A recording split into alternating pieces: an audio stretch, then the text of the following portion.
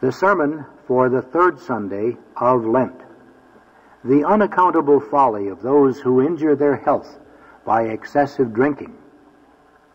When a strong man armed keepeth his court, those things are in peace which he possesseth.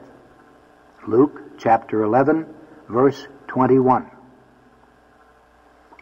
As fasting is useful, nay, even necessary to all, in order to restrain gluttony in eating, so temperance in drink is even more necessary to most people in order to avoid excess in that respect, because excess in drink is more fruitful of evil than excess in eating.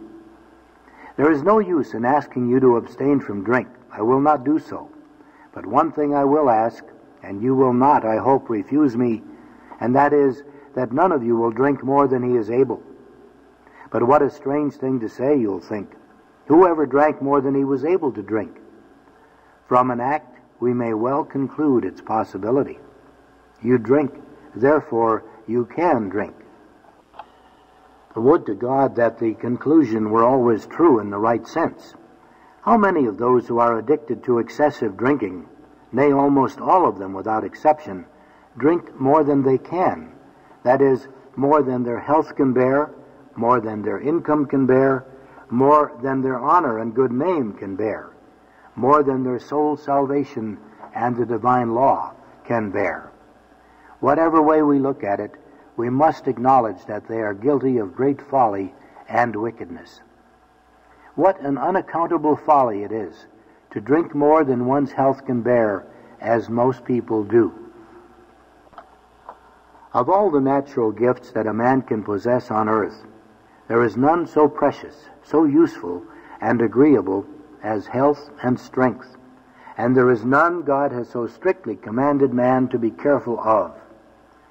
There is nothing more useful, because what better am I for being rich and owning all the treasures of earth, if I have lost my health and must lie ill in bed, and so cannot enjoy my riches? What would it avail me to be a great lord or a king, and to rule over many lands, if I am weak and sickly, and have to suffer pain day and night? What pleasure can I have in agreeable company, in exquisite food, in the delights of friendship, or in the beauty of creatures, if my health is gone, and illness turns everything to bitterness for me? No, a piece of dry bread gives more pleasure and satisfaction to a poor man who is in good health than the daintiest food to a rich man who is ill and suffering. Nothing is more desirable in this mortal life than health, as is evident from the great care we take of it. How cautious we are about going into a house in which there is a person sick of a contagious disease. If it is not absolutely necessary to go there, we prefer to remain away. So great is our dread of breathing an infected atmosphere and carrying the germs of disease away with us. How we dread exposing ourselves to the cold, damp air. That fear is sometimes so great that we dread going to church to hear Mass or a sermon, lest we should catch cold and be laid up. There is nothing more precious in the natural order than health, as we see at once when we begin to lose it. Money, silver, gold, anything that can be called wealth, is so dear to the man of the world that no journey is too long for him, no mountain too high, no sea too dangerous for him to cross in search of it. No watchings and labors are counted difficult as long as he can add to his treasures by means of them. Lawsuits and contentions, hatred and enmity arise amongst near relations solely on account of the difference between mine and thine.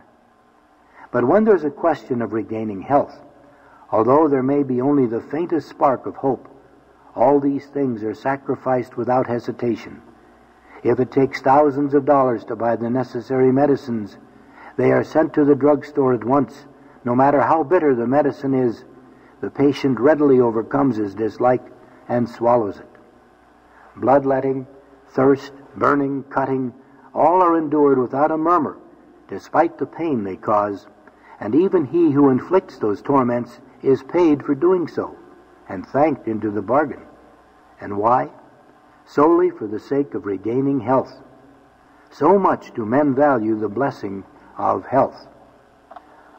Besides, there is nothing which God has commanded us to look after more carefully than our health and strength. He has even renounced the right he has to our service when we cannot serve him without injuring our health.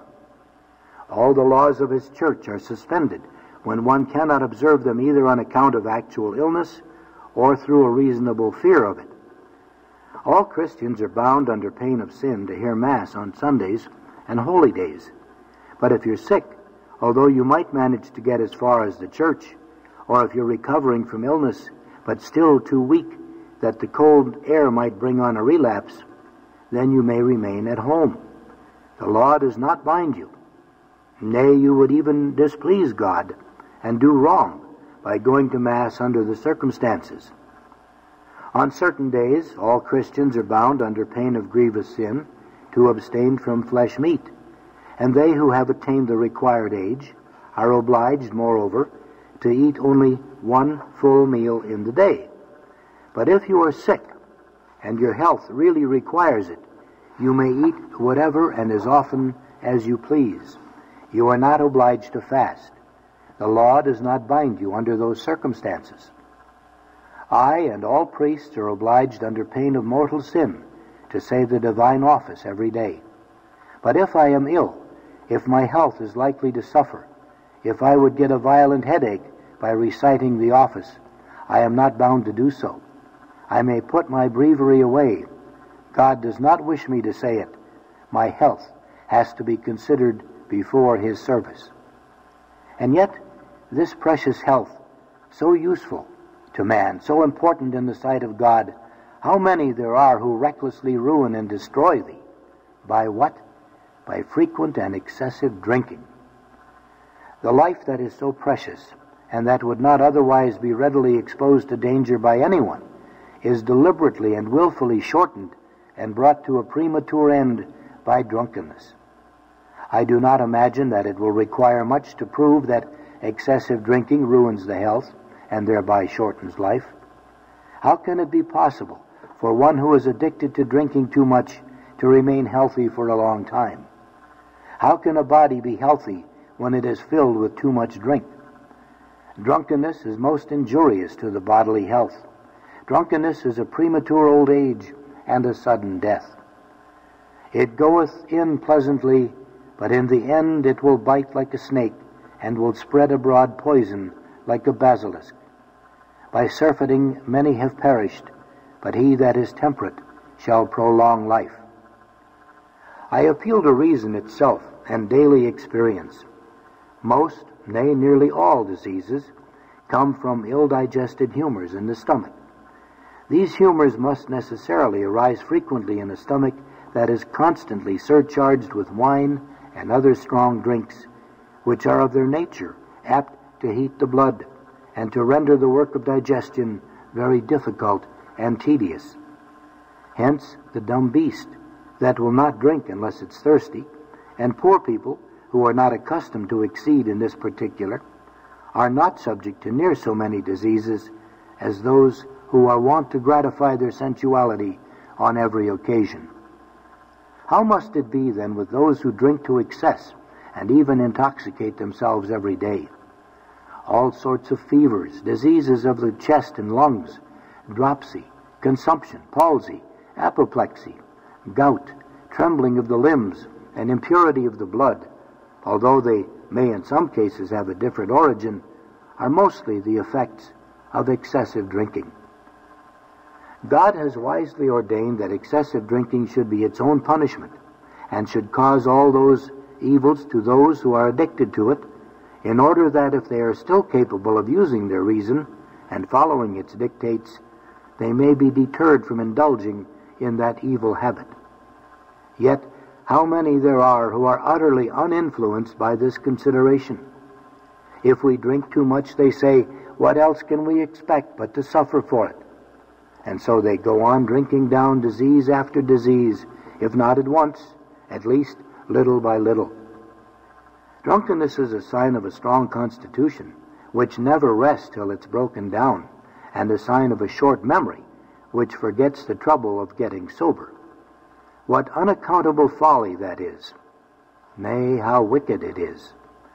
Food and drink are given to us by our bountiful Creator for the sole purpose of preserving our health and strength, and they are abused through intemperance and made the means of destroying health and shortening life. How will they who thus become their own murderers answer to God for what they've done? What's the difference between killing a man with one thrust of a dagger and taking his life by slow poison, when death is sure to follow in either case? Is it a lesser crime to drink oneself to death than to commit suicide by drowning? What blindness it is to drink more than one's health can bear. Tell me, why do you drink so much? Is it not to satisfy the sense of taste? But do you not see that by your excesses you are lessening the pleasure that this sense is capable of feeling, that you are ruining your head and stomach, and that you will have little pleasure left when your health is gone? What greater folly can there be? A man invites a number of friends to a feast and compels them to drink more than they are able to bear. All must drink till they can drink no more. Why do you invite your friends? Is it not to give them pleasure and show your esteem for them? But how can it please them to be compelled to drink against their will and to fill themselves up with liquor until they become sick? What sort of friendship is that which shows itself by forcing a man to get drunk and taking from him the most precious natural good he has, namely his health? You invite your friend and then make him take away his life. You ask him to sit at your table and then force him to drink as if your greatest wish were to see him carried off to his grave. You call him your dearest friend and wish him many happy years as you drink his health. And at the same time, you sow in him the seeds of a premature death. This is called drinking his health. He who compels another to drink more than is good for him does him more harm than if he were to wound him with a sword, for he thus compels him to lose the health of body and soul. What thanks do you expect from your friend next morning when he awakens with a splitting headache for which he knows you are to blame? How can you expect him to be grateful to you when you have made him sick by dint of drinking his health? Finally, how great the folly of those who allow themselves to be persuaded into drinking more than they can bear, to their own great discomfort and to the detriment of the health that is so precious to themselves and to their families.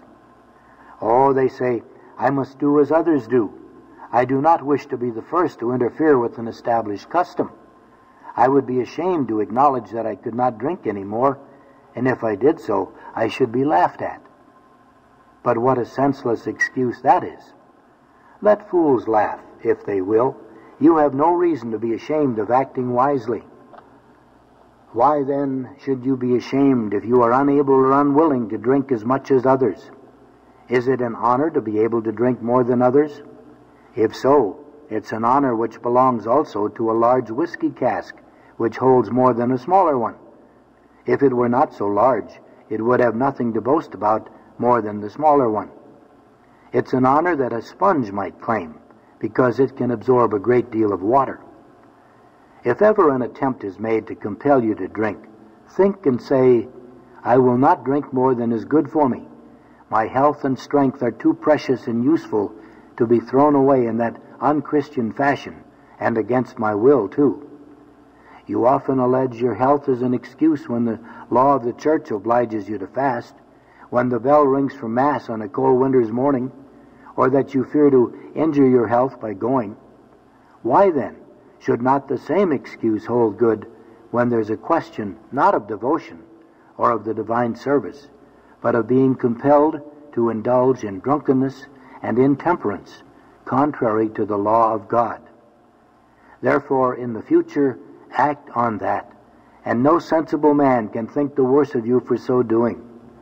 Rather, be a martyr of temperance, although you thus incur the ridicule of foolish men, than ruin your health and become a torment to yourself through a foolish desire of excelling others in drunken excess.